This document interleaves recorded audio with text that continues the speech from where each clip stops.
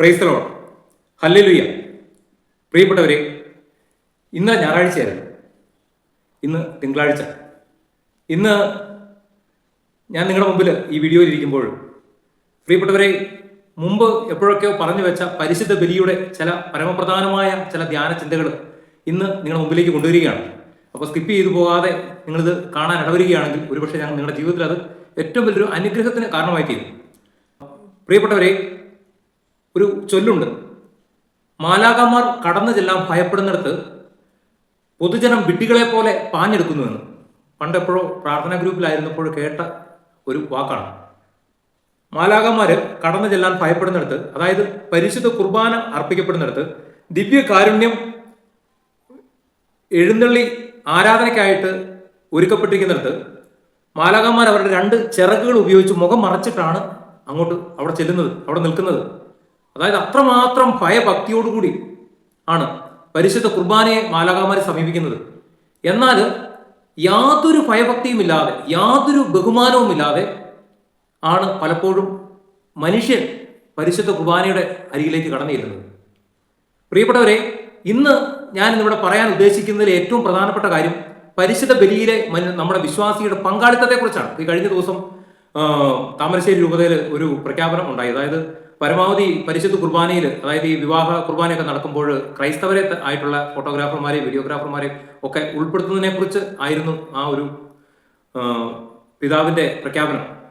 മറ്റുള്ളവരെ ഉൾപ്പെടുത്തരുതെന്നല്ല, എന്നാൽ ക്രൈസ്തവരാണെങ്കിൽ അവർക്ക് അതിന്റെ ഓരോ ആ കർമ്മങ്ങളുടെയൊക്കെ പ്രാധാന്യത്തെക്കുറിച്ച് അറിയാം എന്നുള്ള രീതിയിലാണ് പറഞ്ഞത് പിതാവ്. പക്ഷേ എന്നാൽ ക്രൈസ്തവർക്ക് പോലും യഥാർത്ഥത്തിൽ അറിയുമോ പരിശുദ്ധ കുർബാനയുടെ മാഹാത്മ്യം എന്താണ്, പരിശുദ്ധ കുർബാനയുടെ ഓരോ കർമ്മങ്ങളും അവിടെ നടത്തപ്പെടുമ്പോൾ അതിന്റെ പ്രാധാന്യം എത്രത്തോളം ഉണ്ടെന്നുള്ളത് അവർക്കും അറിയാവും. ചിന്തിക്കേണ്ട ഒരു കാര്യമാണ്. പ്രിയപ്പെട്ടവരെ, പരിശുദ്ധ ബലിയിൽ ഏറ്റവും പ്രധാനമായ ഒരു ഭാഗം എന്ന് പറയുന്നത് കൂദാശ വചനങ്ങൾ ഉച്ചരിക്കുന്ന സമയമാണ്. കൂദാശ വചനങ്ങൾ ഉച്ചരിക്കുന്ന സമയം. ഈ സമയത്ത് എത്രത്തോളം ഭക്തിയോടും ശ്രദ്ധയോടും കൂടി വേണം നമ്മൾ പരിശുദ്ധ ബലിയിൽ ആയിരിക്കുമ്പോൾ, നമ്മൾ അവിടെ സന്നിഹിതരായിരിക്കുമ്പോൾ നമ്മൾ അതിൽ പങ്കെടുക്കാൻ. പ്രിയപ്പെട്ടവരെ, പരിശുദ്ധ ബലിയിൽ പങ്കെടുക്കുമ്പോൾ നമ്മൾ ആദ്യം ചെയ്യേണ്ട ഒരു കാര്യം എന്ന് പറഞ്ഞാൽ കൈ കൂട്ടിപ്പിടിക്കണം. ഇതാണ് എന്നെ വേദപാഠം പഠിപ്പിച്ച VM തോമസ് എന്ന് പറയുന്ന കരിക്കോട്ടക്കരയിലുള്ള എന്നെ 3ാം ക്ലാസ്സിൽ വേദപാഠം പഠിപ്പിച്ച ആ ഒരു ബഹുമാന്യനായ എൻ്റെ അന്നത്തെ വേദപാഠ അധ്യാപകൻ VM തോമസ് സാറ് എന്നെ പഠിപ്പിച്ചൊരു കാര്യം 3ാം ക്ലാസ്സിൽ പഠിക്കുമ്പോൾ, ഇന്ന് എനിക്ക് 48 വയസ്സ് കഴിഞ്ഞു, ഇന്നും ഞാൻ അത് ഫോളോ ചെയ്ത് അതേ രീതിയിൽ പോയിരുന്നു. ഒന്നിൽ ഇങ്ങനെ കൈ പിടിക്കുക, അല്ലെങ്കിൽ ഇങ്ങനെ പിടിക്കുക.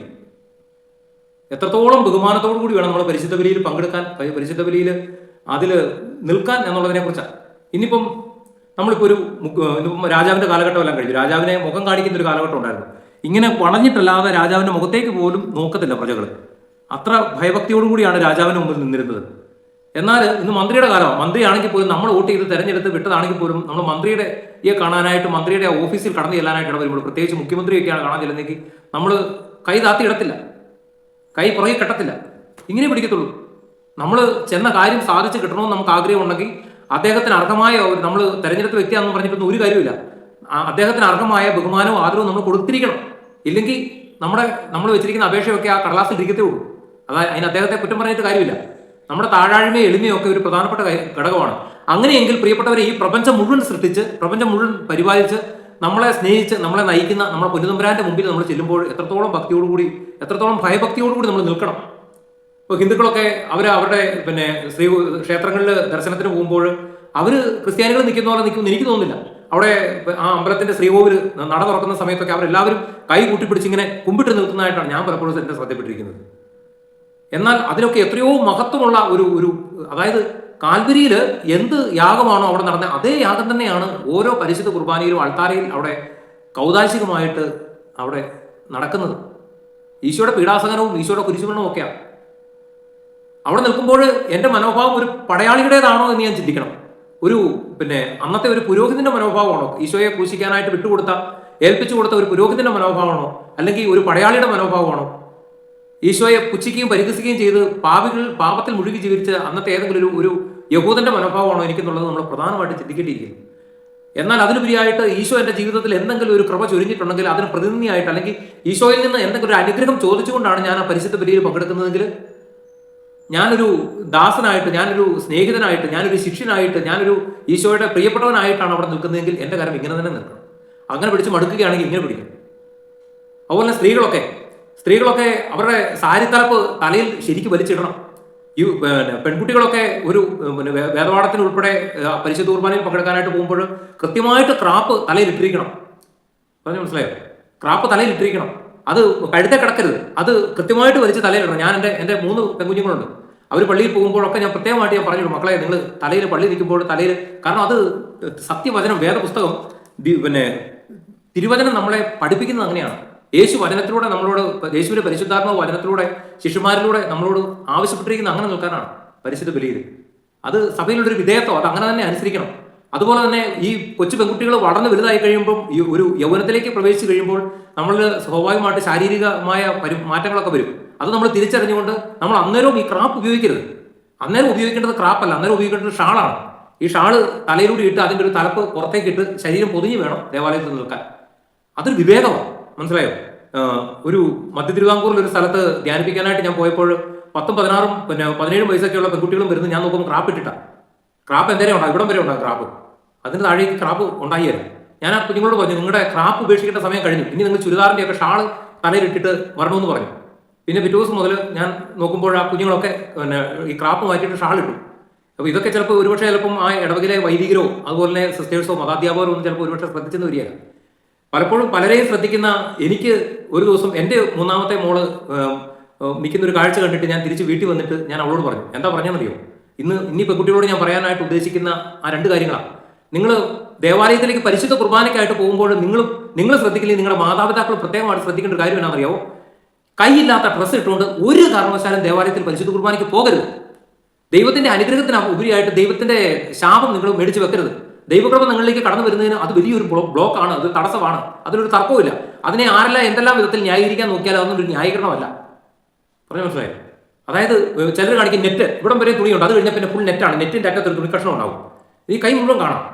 ഞാൻ പറഞ്ഞത്, ഒരു ദിവസം ഞാൻ നോക്കുമ്പോൾ പള്ളി ചെന്നിട്ട് ഞാൻ നോക്കുമ്പോൾ എൻ്റെ 3ാമത്തെ പെൺകുഞ്ഞുണ്ട് മുമ്പിൽ നിൽക്കുന്നു ഇതുപോലെ. ഞാൻ തിരിച്ചിവിടെ വന്നു കഴിയുമ്പോൾ ഞാൻ എന്നോട് പറഞ്ഞു, ഇനി മേലിൽ പരിശുദ്ധ കുർബാനയ്ക്കായിട്ട് പോകുമ്പോൾ ഇമാതിരി ഡ്രസ്സ് ഇട്ടുകൊണ്ട് പോകരുത്, വേറെ ഡ്രസ്സ് ഉണ്ടല്ലോ അതിട്ട് പോകുമ്പോൾ, ഇത് വേറെ ടൂർ പോകുമ്പോഴൊക്കെ ഇട്ടാൽ മതി. ചില മുതിർന്ന യുവതികൾ പോലും കൈയില്ലാത്ത വസ്ത്രം ഉപയോഗിച്ചിട്ട് ഇട്ടുകൊണ്ടാണ് ദേവാലയത്തിൽ പോകുന്നത്. ഇത് ഒരു ഫാഷൻ ഷോയോ അല്ലെങ്കിൽ എന്നാ പറയണ്ടേ കാബര ഡാൻസ് കളിക്കാൻ പോകുന്ന സ്ഥലമൊന്നുമല്ല.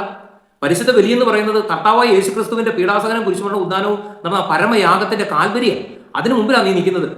അപ്പോൾ അവിടെ നിൽക്കുമ്പോൾ അവിടെ നിൽക്കാൻ യോഗ്യമായിരിക്കണം നിന്റെ വസ്ത്രം. പരമാവധി ഈ കളർഫുൾ ആയിട്ടുള്ള ഡ്രസ്സുകൾ ധരിക്കാതിരിക്കുക, പറ്റുമെങ്കിൽ ലൈറ്റ് കളറായിട്ടുള്ള വസ്ത്രങ്ങൾ ധരിക്കാനായിട്ട് ഏറ്റവും കൂടുതൽ ശ്രദ്ധിക്കുക. ഇപ്പൊ നിങ്ങൾ ഈ സാത്താൻ ഇതിൻ്റെ അകത്ത് കടത്തിവിടുന്ന ആ കുതന്ത്രത്തെ നീ പരീക്ഷിക്കണം. ഇപ്പം ഈ ഒരു സ്ത്രീ ഒരു പുരുഷനെ നോക്കിക്കഴിഞ്ഞാൽ അവന്റെ കൈ മുഴുവനായിട്ട് കണ്ടാൽ അവൾക്കൊന്നും പ്രത്യേകിച്ച് തോന്നത്തില്ല. അതേസമയം ഒരു സ്ത്രീയുടെ ചിലപ്പോൾ ഒരു കൈയൊക്കെ ഫുള്ള് കണ്ടു കഴിഞ്ഞാൽ ചിലപ്പോൾ ചില പുരുഷന്മാർക്ക് ചിലപ്പോൾ എന്തെങ്കിലും അസ്വസ്ഥതകളും അവരുടെ ശ്രദ്ധയൊക്കെ അങ്ങോട്ട് മാറാൻ സാധ്യതയുണ്ട്. അപ്പോൾ മറ്റ് പുരുഷന്മാരെ ആകർഷിക്കേണ്ട ഒരു സ്ഥലമല്ല പരിശുദ്ധ ബലിവേദി. ആ ദേവാലയം എന്ന് പറയുന്നത് മറ്റ് പുരുഷന്മാരുടെ ശ്രദ്ധ പിടിച്ചു പറ്റേണ്ട സ്ഥലമല്ല. പറഞ്ഞു മനസ്സിലായോ? അപ്പം നീ ആ പരിശുദ്ധ ബലിയിൽ നിന്ന് നീ ഒരു അനുഗ്രഹം പ്രതീക്ഷിച്ചാണ് നീ ദേവാലയത്തിൽ പോകുന്നതെങ്കിൽ നീ ശ്രദ്ധിച്ചിട്ട് നിന്റെ കുടുംബത്തിലുള്ള ആരുടെങ്കിലും ഒക്കെ ശ്രദ്ധ ആ കാര്യത്തിൽ വേണം. കൈയില്ലാത്ത വസ്ത്രം ധരിച്ചിട്ട് പോകരുത്. അതുപോലെ കഴുത്തൊക്കെ വെട്ടിയിറക്കി ശരീരത്തിന്റെ പല ഭാഗങ്ങളും കാണിച്ച് അടിവസ്ത്രം വരെയും പുറത്ത് കാണാവുന്ന വിധത്തിലുള്ള വസ്ത്രങ്ങൾ ധരിച്ചിട്ട് പോകരുത്. ഈ കാര്യത്തിൽ സാത്താൻ ഒരു കാരണവശാലും ആണുങ്ങളെ പ്രേരിപ്പിക്കുകയില്ല. ഇപ്പൊ ഞാൻ ഇട്ടിരിക്കുന്ന വസ്ത്രം കണ്ടില്ലേ, ഫുൾ കൈയാണ്. എന്റെ ഇവിടെ ഒന്നും കാണാനില്ല. ഇതുപോലെ തന്നെ മിക്ക ആണുങ്ങളും ഷർട്ടിട്ടുണ്ടാണ് പോകുന്നത്. ഷർട്ടിട്ട് ഫുൾ കൈ ഷർട്ടാണെങ്കിൽ അത് ഇവിടം വരെ മറഞ്ഞു കിടക്കും, ഇവിടെ പ്രത്യേകിച്ച് ഒന്നും കാണാനില്ല. കാരണം സാത്താൻ അറിയാം ആണുങ്ങളെ കാണിച്ചത് കൊണ്ട് അവിടെ ഒന്നും സംഭവിക്കാനില്ലെന്ന്. അതേസമയം പെണ്ണുങ്ങളെ എന്തെങ്കിലുമൊക്കെ എവിടെയെങ്കിലുമൊക്കെ കാണിക്കാൻ അവരെ പ്രേരിപ്പിക്കുകയാണെങ്കിൽ അത് പലരുടെയും ഉതപ്പിന് കാരണമാകുന്നുള്ളത് സാത്താൻ കൃത്യമായിട്ട് അറിയാം. പറയും മനസ്സിലായി? അതുപോലെ പരിശുദ്ധ കുർബാന സ്വീകരിക്കാനായിട്ട് പോകുമ്പോഴും തലയിൽ കൃത്യമായിട്ട് ആ ഇടുന്ന തുണി കൃത്യമായിട്ട് ഇടണം. സാരി തലപ്പാണെങ്കിൽ അത് കൃത്യമായിട്ട് വലിച്ചിടണം, ഷാളാണെങ്കിൽ അത് കൃത്യമായിട്ട് വലിച്ച് അത് ഇടണം.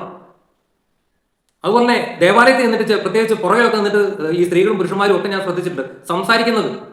നിനക്ക് വർത്താനം പറയേണ്ട വേദിയല്ല പരിശുദ്ധ ദേവാലയം. ദേവാലയത്തിന്റെ പരിശുദ്ധ കുർബാന നടക്കുന്ന സ്ഥലം എന്ന് പറയുന്നത് നിനക്ക് അവിടെ പരസ്പരം സംസാരിക്കാനോ നിനക്ക് സ്വറ പറയാനോ ശൃംഗരിക്കാനോ ഉള്ള സ്ഥലമല്ല. ദേവാലയത്തിനുള്ളിൽ പ്രവേശിച്ചു കഴിഞ്ഞാൽ പിന്നെ സംസാരം കർത്താവുമായിട്ട് മാത്രമാണ്. ആ കാര്യത്തിൽ ഇത്രയും വർഷമായിട്ട് ഇത്രയും പ്രായമായിട്ട് നിന്റെ ജീവിതത്തിൽ ഒരു മാറ്റം വന്നിട്ടില്ലെങ്കിൽ പിന്നെ ഇനി എന്നാ വരുന്നത്? 10, 40, 50 വയസ്സൊക്കെ ആയിട്ടുള്ളവർ ഇതുപോലെ ഈ പ്രവൃത്തി ചെയ്യുന്നതാണ്. അതുപോലെ കുഞ്ഞുങ്ങളെ കൊണ്ട് ഇതിനു മുമ്പ് ഞാൻ പറഞ്ഞിട്ടുണ്ട്, കുഞ്ഞുങ്ങളെ കൊണ്ട് ദേവാലയത്തിൽ പോകുന്നവർ നിങ്ങൾ ആ കുഞ്ഞുങ്ങൾക്ക് ഓടിക്കളിക്കാനും പിന്നെ തലകുത്തി മറിയാനും ഒക്കെ അവർക്ക് അതാണ് അവരുടെ അവസ്ഥയെങ്കിൽ അവരെ കൊണ്ട് ആ പോർട്ടിക്കോയിൽ നിൽക്കുക, ദേവാലയത്തിനുള്ളിലേക്ക് പ്രവേശിക്കരുത്. ചില ആൾക്കാർ എങ്ങനെയാ വെച്ചാൽ 2, 3 കുഞ്ഞുങ്ങളെ കൊണ്ടിട്ട് ദേവാലയത്തിനുള്ളിൽ ആ ആളുകളുടെ ഇടയിൽ ആഴ്ചയിൽ ഒരിക്കലായിരിക്കും പലരും കുർബാന പങ്കെടുക്കാൻ വരുന്നത്. ആ കുർബാന അവന്റെ ജീവിതത്തിൽ ഏറ്റവും അലോസരമാക്കുന്ന വിധത്തിലേക്ക് മാറ്റും. ഈ കുഞ്ഞുങ്ങൾ ഒച്ചപ്പാടും ബഹളവും യാതൊരു നിയന്ത്രണവും ഇല്ലാത്ത രീതിയിലാണ് ഈ കുഞ്ഞുങ്ങളുടെ അവസ്ഥകൾ. അതുപോലെ കുഞ്ഞുങ്ങളെ കൊണ്ടിരുന്നവർ അതുങ്ങളുടെ ഇതിനു മുമ്പ് ഞാൻ പറഞ്ഞിട്ടുണ്ട്, എന്നാൽ ഒരിക്കൽ കൂടി പറയാം, അവരുടെ ചെരുപ്പ് നിങ്ങൾ പുറത്ത് അഴിച്ചു വെക്കാനായിട്ട് വെച്ച് നിങ്ങൾ അവരെ ശീലിപ്പിക്കണം. ഇത് 25ാമത്തെ വയസ്സിലാണോ അവൻ ശീലിക്കേണ്ടത്? 1 വയസ്സും 2 വയസ്സുള്ള കുഞ്ഞിനെ കൊണ്ടിരുമ്പോൾ അതിന്റെ ആ കുഞ്ഞു ചെരുപ്പ് അവിടെ ഊരി വെച്ച് ശീലിപ്പിക്കണം. ചെരുപ്പിടാതെ വേണം അകത്തേക്ക് കയറാനുള്ളത്. ആ ഒരു ബോധം അവന്റെ തലയിൽ കയറ്റണം നീ. അതുപോലെ തന്നെ ഇപ്പൊ ചില ആമ്പിള്ളേരൊക്കെ വേദപാഠത്തിന് വരുമ്പോൾ, ഇത് അധ്യാപകർ ഇതൊക്കെ ആരെങ്കിലും ശ്രദ്ധിക്കണമെന്ന് എനിക്ക് അറിയില്ല, വീട്ടിൽ നേറ്റിക്കിടുന്ന ഡ്രസ്സ് കിട്ടുന്നുണ്ട്. അതായത് കൈയില്ലാത്ത ബനിയൻ പോലും സത്യം പറഞ്ഞു കഴിഞ്ഞാൽ ദേവാലയത്തിൽ പരിശുദ്ധ കുർബാനയ്ക്ക് വരുമ്പോൾ ഇടാൻ പറ്റുന്ന വസ്ത്രമല്ല. വീട്ടിൽ കളിച്ച് നടക്കുന്ന അങ്ങോട്ടും ഇങ്ങോട്ടും ബനിയൻ്റെ ഒരു നിക്കറും ബനിയൻ്റെ ഒരു ഇതും ആ കൈയില്ലാത്ത ഒരു ഉടുപ്പ് ഇട്ടിട്ടാണ് പല കുഞ്ഞുങ്ങളും ആമ്പിള്ളേരും ദേവാലയത്തിൽ വരുന്നത്. പെണ്ണുങ്ങളുടെ കാര്യം ഞാൻ പറഞ്ഞു നേരത്തെ. അതുപോലെ തന്നെ ഒരു പ്രധാനപ്പെട്ട കാര്യം, പരിശുദ്ധ കുർബാന കഴിഞ്ഞ് പുറത്തേക്ക് ഇറങ്ങാൻ നോക്കി നിൽക്കുമ്പോൾ ഈ കാക്കക്കുട്ടി കല്ലിട്ട പോലെ പുറത്തിറങ്ങിയിട്ട് ഒച്ചപ്പാടും ബഹളവും. നിങ്ങൾ നിൽക്കുന്ന ആ പരിശുദ്ധ ദേവാലയത്തിന്റെ പരിസരം എന്ന് പറഞ്ഞു കഴിഞ്ഞാൽ ആ പരിശുദ്ധ ദേവാലയത്തിലുള്ള ദിവ്യ സക്രാരിക്കുള്ളിൽ അവിടെ ദിവ്യകാരനെ അല്ലിക്കുണ്ട്, ഈശോ ഉണ്ട് അവിടെ. ആ ഈശോ അവിടെ ഇരിക്കുമ്പോൾ നിങ്ങൾ ദേവാലയത്തിന്റെ ഉള്ളിൽ നിന്നുള്ള പുറത്ത് പോലും നിന്നിട്ട് സംസാരിക്കരുത്. പലരും ഇങ്ങനെ വീർപ്പുശ്വാസം മുട്ടിരിക്കുക, ദേവാലയത്തിനുള്ളിൽ വീർപ്പുശ്വാസം മുട്ടിരിക്കുക. ഇതൊന്നും കഴിഞ്ഞൊന്ന് ഇറങ്ങാൻ വേണ്ടി ഇങ്ങനെ നോക്കി നിൽക്കുകയാണ്. സകലമായ വിശേഷങ്ങളും. ഇന്നിപ്പോൾ ഞാനൊരു കല്യാണ കുർബാനയ്ക്ക് പാട്ടും പാടിയിട്ട് വന്നതേ ഉള്ളൂ, കൊയറും കഴിഞ്ഞിട്ട് വന്നതേ ഉള്ളൂ. ആ കപ്പേർ വന്നിട്ട് ദേഷ്യപ്പെടുക. കാരണം എന്താ വെച്ചാൽ ഈ കുർബാന കഴിഞ്ഞിട്ട് ആൾക്കാർ അതിൻ്റെ അകത്ത് നിന്നിട്ട് ആ ദേവാലയത്തിനുള്ളിൽ തന്നെ നിന്നിട്ട് ലോകവർത്താനം പറച്ചില്ല മുഴുവൻ. എന്നാൽ അതൊരു പരിശുദ്ധ ബലിവേദിയാണ്, കുർബാന നടന്ന സ്ഥലമാണെന്നുള്ള ആ ഒരു ബോധം ഇല്ല. ആ ദേവാലയത്തിന് പുറത്തേക്ക് ഇറങ്ങിയിട്ട് ഇവർക്ക് വർത്താനം പറഞ്ഞുകൂടെ? യാതൊരു ബോധവുമില്ല. പറയാൻ മനസ്സിലായി? അതുപോലെ തന്നെ കുർബാനയിൽ പങ്കെടുക്കുമ്പോൾ ഏറ്റവും രസകരമായ മറ്റൊരു കാഴ്ചയാണ്, നമുക്ക് പരസ്പരം സമാധാനം ആശംസിക്കാം എന്ന് പറഞ്ഞുകൊണ്ട് ശുശ്രൂഷകൻ അവിടെ ഒരു പ്രാർത്ഥന ചെല്ലുന്നുണ്ട്. ഈ പ്രാർത്ഥന ചെല്ലുന്ന സമയം അങ്ങോട്ടും ഇങ്ങോട്ടും ഇടത്തും വലത്തും നിൽക്കുന്നവർക്ക് സമാധാനം കൊടുക്കണം. ഏറ്റവും രസകരമായ ഒരു കാര്യം എന്നാണെന്നറിയോ? അടുത്ത് നിൽക്കുന്നവൻ എനിക്ക് എൻ്റെ അന്തസ്സിന് യോഗ്യനല്ല എന്ന് കണ്ടു കഴിഞ്ഞാൽ പല മാന്യന്മാരും ഇങ്ങനെ നിൽക്കും. അവനെ മൈൻഡ് പോലും ചെയ്യുകയില്ല. അവനൊരു മുഷിന്റെ വസ്ത്രം ഇട്ടുകൊണ്ട് നിൽക്കുന്നതാണെങ്കിൽ, അവൻ ഇച്ചിരി പാവപ്പെട്ടവനാണെങ്കിൽ, അവൻ നിറം കുറഞ്ഞവനാണെങ്കിൽ, പല വിധത്തിലും അവന് ഉൾക്കൊള്ളാൻ പറ്റാത്തൊരു വ്യക്തിയാണെങ്കിൽ അവൻ ആ സമാധാനം കൊടുക്കത്തില്ല. പിന്നെ എന്തിനാ ഈ ദേവാലയത്തിൽ വരുന്നത്? ചിലർക്ക് ഇതെങ്ങനെയാണെന്ന് വെച്ചാൽ ഈ പരിശുദ്ധ കുർബാന എന്ന് പറഞ്ഞാൽ അവരുടെ ജീവിതത്തിലെ ടൈം ടേബിളിൻ്റെ ഒരു ഭാഗമാണ്. ടൈം ടേബിൾ, അതായത് നേരം എടുത്തു കഴിഞ്ഞാൽ പല്ല് തേക്കണം, കക്കൂസ് പോകണം, കുളിക്കണം എന്ന് പറഞ്ഞ പോലെ ആഴ്ചയിൽ ഒരു ദിവസം ഞായറാഴ്ചയാണോ പള്ളിയിൽ പോകണം. അതിലപ്പുറമായിട്ട് അതിൻ്റെ അകത്ത് യാതൊരു പ്രാധാന്യമില്ല. എന്തിനാ പള്ളിയിൽ പോകുന്നത്? ഈ പള്ളി പോയതിനെ കൊണ്ട് എന്തെങ്കിലും ഉദ്ദേശമുണ്ടോ? അതുകൊണ്ട് എന്തെങ്കിലും ഫലമുണ്ടോ? എന്തെങ്കിലും അവിടെ നിന്ന് എന്തെങ്കിലും പ്രതീക്ഷിക്കാനുണ്ടോ? പ്രതീക്ഷിച്ചാൽ അതിന് കിട്ടുമോ? ഒരു ചിന്തയില്ല. ചില തള്ളമാര് 16 വയസ്സുള്ള പെൺപിള്ളേരെക്കാരും കേട്ടോ 10, 60, 70 വയസ്സുള്ള തള്ളമാര് സൈഡിൽ നിൽക്കുന്ന ആണുങ്ങളുടെ സൈഡിൽ ആ സൈഡിലായിട്ട് നിൽക്കുന്ന സ്ത്രീകൾക്ക് ഒന്ന് വലത്തോട്ടൊന്ന് തിരിഞ്ഞിട്ട് ഒന്ന് സ്തുതി കൊടുത്തു കഴിഞ്ഞാൽ എന്തെങ്കിലും പ്രത്യേകിച്ച് സംഭവിക്കുമോ? ഒന്നും സംഭവിക്കാനില്ല. കാരണം ഈ ആണുങ്ങളുടെ പെണ്ണുങ്ങളുടെ ഇടയ്ക്ക് 1 മീറ്ററോളം വീതിയിൽ ഒരു ഇടവിധാനമുണ്ട്. അപ്പുറത്ത് നിൽക്കുന്ന സ്ത്രീ ഇപ്പുറത്തെ പുരുഷനെ നോക്കി ഒരു സമാധാനം കൊടുത്തെന്ന് പറഞ്ഞാൽ അവിടെ ഒന്നും സംഭവിക്കാനില്ല. പക്ഷെ കുടിക്കുക സാരി ചുളിയോ എന്നാ ചിന്തിക്കുന്നതാവും, മനസ്സിലാകുന്നില്ല. ഇങ്ങനെ ഒന്ന് തിരിഞ്ഞിട്ട് അങ്ങോട്ടും ഒരു സമാധാനം കൊടുക്കുന്നവർക്ക് ഒന്നും സംഭവിക്കാനില്ല. അതുപോലെ ഈ പറഞ്ഞ പോലെ തന്നെ ആണുങ്ങളും പെണ്ണുങ്ങളും ഒക്കെ പരസ്പരം ചിലരിങ്ങനെ വെട്ടിക്കുത്തിയ പത്ര പോലെ ഇങ്ങനെ കുന്തം വിഴുകിയ പോലെ ഇങ്ങനെ നിൽക്കും. അപ്പോൾ പറയാതിരിക്കാൻ പറ്റിയല്ല. ഇനി ഇതൊക്കെ ഇനി മനസ്സിലാക്കുന്നത്, എന്നാ ചിന്തിക്കുന്നത്? പരിശുദ്ധ കുർബാന ദിവ്യകാരനെ ഈശോയെ സ്വീകരിക്കുന്നതിനെ കുറിച്ച് ഇതിനു മുമ്പ് ഞാനൊരു വീഡിയോയിൽ ഞാൻ പറഞ്ഞു. ഒരിക്കൽ കൂടി ഒന്ന് പറയുക. ഒരു കാരണവശാലും ഇങ്ങനെ ഈ കൈ ഈ ഇടത്ത് കൈ ടോയ്ലറ്റിൽ ഉപയോഗിക്കുന്ന കൈ എത്ര ശുദ്ധമാക്കി എന്ന് പറഞ്ഞാലും ദിവ്യകാരനെ ഈശോയെ സ്വീകരിക്കാനുള്ള യോഗ്യത ഒന്നും ഈ ഇടത്തെ കൈ, ദൈവം സൃഷ്ടിച്ച കൈ തന്നെയാണ്.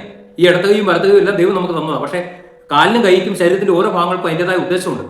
ഇടത്ത് കൈ കൊണ്ടുള്ള ഉദ്ദേശം അല്ല വലത് കൈ കൊണ്ടുള്ള ഉദ്ദേശം. അപ്പം ഇടത് കൈ എന്ന് പറയുന്നത് നമ്മൾ മിക്കവാറും അതിൻ്റെ ഉപയോഗമൊക്കെ അപ്രധാന്യങ്ങളാണ്, അപ്രധാന്യം ആണ്.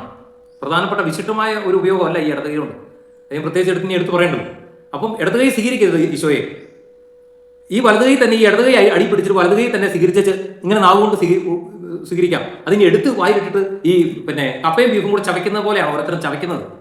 പ്രിയപ്പെട്ടവരെ, എൻ്റെ ഒരു അനുഭവം ഞാൻ ഇതിന് മുമ്പ് ഒരു വീഡിയോ പറഞ്ഞിട്ടുണ്ടായിരുന്നു. അതായത് ലോക്ക്ഡൌൺ കാലത്ത് ഞാൻ 2 മാസത്തോളം എല്ലാ ദിവസവും ദേവാലയത്തിൽ പോയിരുന്ന് പ്രാർത്ഥിക്കുമായിരുന്നു. അത് ഈശോ ഇങ്ങോട്ട് ആവശ്യപ്പെട്ടിട്ടാണ്, മോനെ ആരും എൻ്റെ അടുത്തേക്ക് വരുന്നില്ല, നീ എനിക്കൊരു കുറച്ച് സമയം വന്നിട്ട് കൂട്ടിരിക്കാവോ, ഇതായിരുന്നു എൻ്റെ ഈശോ എന്നോട് പറഞ്ഞത്. ഞാൻ ഒരു മെസ്സേജ് കിട്ടിയതിന് ശേഷം ഞാൻ എല്ലാ ദിവസവും ഒരു 1.5 മണിക്കൂർ ആ ലോക്ക്ഡൌൺ കാലം മുഴുവൻ ദിവ്യകാരണ സന്നിധി വരുന്ന് പോയിരുന്ന് പ്രാർത്ഥിക്കുമായിരുന്നു.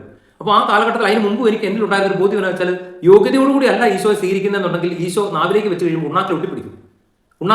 നാവിൽ ഈസിയായിട്ട് കടന്നു പോയില്ല. അതേസമയം ഇനി അഥവാ എന്തെങ്കിലും തെറ്റ് പറ്റി ഹൃദയപൂർവ്വം പശ്ചാത്തലം അനുദപിച്ച് പ്രാർത്ഥിച്ച് യോഗ്യതയോടുകൂടിയാണ് ഈശോയെ സ്വീകരിക്കുന്നതെങ്കിൽ ഈശോ ഇങ്ങനെ തേൻ ഒഴുകി പോകുന്ന പോലെ ഈശോ നാവിൽ നിന്ന് അലിഞ്ഞ് ഇറങ്ങിപ്പോകും. അപ്പോൾ ഞാൻ ഇതുപോലെ പോയിരുന്ന് പ്രാർത്ഥിച്ചിട്ട് ആ കാലഘട്ടത്തിൽ ഏകദേശം ആ ഒരു ലോക്ക്ഡൌൺ തീരാനായ സമയത്ത് ഈശോ എനിക്കൊരു പാട്ട് പറഞ്ഞു തന്നു, വരികൾ പറഞ്ഞു തന്നു. അത് സംഗീതം ചെയ്ത് എഡ്വിൻ കാരിക്കപ്പള്ളി എന്ന് പറഞ്ഞ ആലപ്പുഴയിൽ ഒരു മ്യൂസിക് ഡയറക്ടറാണ്. ഞാനത് അതിൻ്റെ രചന ഞാനായിരുന്നു. നാവിലലിയാൻ എന്നുള്ളിൽ വാഴാൻ എഴുന്നള്ളും നിന്നീശോയെ. ഞാൻ ആ പാട്ടിൻ്റെ ലിങ്ക് ഞാനൊന്ന് ഈ ഡിസ്ക്രിപ്ഷൻ ബോക്സിലും അതിൻ്റെ കമന്റ് ബോക്സിലൊക്കെ ഇട്ടേക്കാം. നിങ്ങൾക്ക് പറ്റുമെങ്കിൽ ഒന്ന് കേൾക്കണം. അതായത് എൻ്റെ ജീവിതത്തിലെ ഏറ്റവും വലിയൊരു ദിവ്യകാരുണ്യ അനുഭവമാണ് ആ പാട്ടിന്റെ വരികൾ. ഈശോ എനിക്ക് പറഞ്ഞു തന്നതാണ്. അപ്പോൾ ഞാൻ പറയാൻ വന്നത്, പ്രിയപ്പെട്ടവരെ, ദിവ്യകാരുണ്യ ഈശോയെ സ്വീകരിക്കുമ്പോൾ നാവ് പോലും അറിയാത്ത രീതി വേണം ഈശോയെ സ്വീകരിക്കാനായിട്ട്. ഉണ്ണാക്കൽ ഒട്ടിപ്പിടിക്കുന്നുണ്ടെങ്കിൽ ഈശോ ഉള്ളിലേക്ക് കടന്നു വരാൻ മടിക്കുന്നുണ്ടെങ്കിൽ നിന്റെ ഉള്ളിൽ എന്തോ ഒരു അശുദ്ധി കാര്യമായിട്ടുണ്ടെന്നുള്ളതാണ്. അപ്പം അതൊന്നും ആരും ചിന്തിക്കുന്ന പോലുമില്ല. കാരണം എന്താ വെച്ചാൽ ഈ കപ്പയും കപ്പളങ്ങായും ചവച്ച് വിഴുങ്ങുന്ന പോലാണ് ഓരോരുത്തരും ഈശോയെ ഇട്ട് വായിലിട്ട് ചവയ്ക്കുന്നത്. പ്രിയപ്പെട്ടവരെ, ഇങ്ങനെ സ്വീകരിച്ച് ഈശോയെ നാവ് പോലും അറിയാത്ത രീതി വേണം ഉള്ളിലേക്ക് നമ്മൾ സ്വീകരിക്കാൻ. പിന്നെ രണ്ടാമത്, ചിലപ്പം നമ്മൾ ദേവാലയത്തിന്റെ മുൻവശത്തേക്ക് നടന്ന് ചെന്നിട്ടാണ് ഈശോയെ സ്വീകരിക്കുന്നത്. അവിടുന്ന് തിരിച്ച് നടക്കുമ്പോൾ ഈ എന്നാ പറയട്ടെ, മാർച്ച് പാസ്റ്റ് നടക്കുന്ന പോലാണ് ഓരോരുത്തർ നടക്കുന്നത്. ലെഫ്റ്റ് റൈറ്റ് എന്ന് പറഞ്ഞുകൊണ്ട് കൈ താത്തിയിട്ട് കൈയൊക്കെ വീശി, യാതൊരു ബോധവുമില്ല. ഇതെന്നാ അവിടെ എന്തോ ഒരു എന്തോ സർക്കാർ കൊടുത്തിട്ട് എന്തോ മുട്ടായി വിതരണം കൊടുക്കുന്നുണ്ട്. അത് മേടിച്ചിട്ട് ആ മുട്ടായി വായിലിട്ട് വരുന്നവരാണ് ഓരോരുത്തരുടെ വരവ്. കുർബാന ഈശോയെ സ്വീകരിച്ച് വരുമ്പോൾ കൈ കൂട്ടിപ്പിടിച്ച് വരും. ഇനി കുറഞ്ഞ കൈ ഇങ്ങനെയെങ്കിലും പിടിക്കുക, കൈ തൂക്കിയിട്ടിട്ട് ഇങ്ങനെ ആട്ടിക്കൊണ്ട് വരരുത്. പറഞ്ഞു മനസ്സിലായോ? നമ്മൾ മുതിർന്നവർ ചെയ്യുന്ന കണ്ടിട്ട് വേണം നമ്മുടെ കുഞ്ഞുങ്ങൾ ഇതൊക്കെ കണ്ടു പഠിക്കാനും വളരാനും. അപ്പോൾ ഇങ്ങനെ പിടിക്കുക, ഇങ്ങനെ കൈ നെഞ്ചോട് ചേർത്ത് പിടിച്ച് ഈശോ നമ്മുടെ ഹൃദയത്തിലേക്കാണ് കടന്നു വരുന്നത്. ആ ഈശോയോടുള്ള ആ ഒരു സ്നേഹവും ആ ഒരു ആർദ്രതയും ഒക്കെ നമുക്ക് നമ്മുടെ കരുതലിലൂടെ ഈശോയ്ക്ക് ഫീൽ ചെയ്യണം.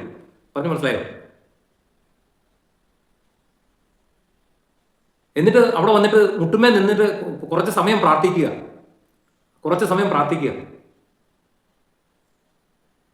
പ്രിയപ്പെട്ടവരെ, അങ്ങനെ തമ്പുരാൻ തരുന്ന ബോധ്യങ്ങളാണ് ഇന്ന് നിങ്ങളോട് ഈ വീഡിയോയിലൂടെ പറഞ്ഞുകൊണ്ടിരിക്കുന്നത്. ഓരോ സമയങ്ങളിലും ഞാൻ സത്യം പറഞ്ഞു കഴിഞ്ഞാൽ വിചാരിക്കും നാളെ എന്ത് പറയും. പക്ഷേ ഓരോ ദിവസം കഴിയുമ്പോഴും തമ്പുരാൻ പുതിയ ചിന്തകൾ തൻ്റെ പ്രിയപ്പെട്ട മക്കൾക്ക് വേണ്ടിയിട്ട് ഈ ഒരു യോഗ്യതയുമില്ലാത്ത ഈ പാപിയായി എനിക്ക് തരികയാണ്. അതിന് ഞാൻ പൂർണ്ണമായിട്ട് ഈശോയോട് കടപ്പെട്ടിരിക്കുന്നു. ഈശോ അവിടുത്തെ കയ്യിൽ ഒരു ഉപകരണമായിട്ട് തന്നെ മാറ്റുന്നു. അത് കവിഞ്ഞ് എനിക്കൊന്നും പറയാനില്ല. ഈശോ നിങ്ങളോട് എന്താണോ പറയാൻ ഉദ്ദേശിക്കുന്നത് അത് പറയാനായിട്ട് എന്നെ ഒരു ഉപകരണമാക്കി മാറ്റുന്നു. തമ്പുരാനെ ഞാൻ നന്ദി പറയുന്നു. അതുകൊണ്ട് ഇനി ദേവാലയത്തിൽ പോകുമ്പോൾ ഭയഭക്തിയോടുകൂടി നിൽക്കുക. നീ അവിടുന്ന് ഒരു അനുഗ്രഹം പ്രതീക്ഷിച്ചാണ് നീ പോകുന്നതെങ്കിൽ. എത്ര സമ്പന്നനാണേലും ഒരു അനുഗ്രഹം ആവശ്യം. എല്ലാവരും തികഞ്ഞവരാരുമില്ല. കാരണം എല്ലാം തികയ്ക്കുകയല്ല അവിടുന്ന്.